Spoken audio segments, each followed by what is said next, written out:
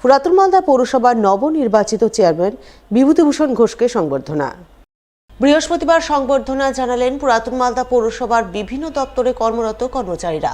এদিন পৌরসভার tax, assessment, mutation সহ বিভিন্ন দপ্তরের কর্মচারীরা হাতে পুষ্পস্তবক নিয়ে নবনির্বাচিত চেয়ারম্যান বিভূতিভূষণ ঘোষের দপ্তরে যান।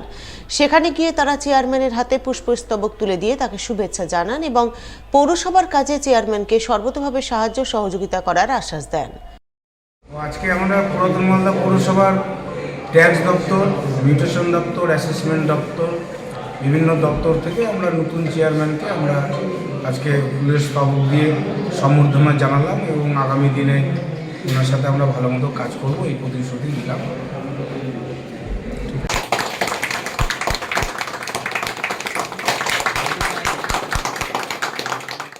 সাংবাদিকতার একটি অন্যতম বিষয় হলো ফিল্ড রিপোর্টিং। তাই এই ফিল্ড রিপোর্টিং সংক্রান্ত বিষয়ে বৃহস্পতিবার এক কর্মশালা হয়ে গেল পুরাতন মালদার গৌড় কলেজে।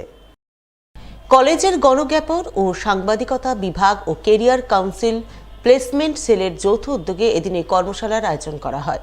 উপস্থিত ছিলেন গৌড় কলেজের অধ্যক্ষ অসীম কুমার সরকার, অধ্যাপক নিরঞ্জন মৃধার, সাংবাদিকতা বিভাগের কোঅর্ডিনেটর অখিল দাস, বিশিষ্ট সাংবাদিক শুভ্র মৈত্র সহ অন্যান্যরা। এদিন তারা সকলে মিলে ছাত্রছাত্রীদের সামনে সাংবাদিকতার ফিল্ড রিপোর্টিং সংক্রান্ত নানান বিষয় তুলে ধরে আলোচনা করেন। আলোচনার পর গৌড় কলেজের সাংবাদিকতা এবং পদার্থবিদ্যা বিভাগের ছাত্রছাত্রীদের হাতে তৃতীয় সেমিস্টারের ইন্টার্নশিপ সার্টিফিকেট তুলে দেন বলে জানা গেছে।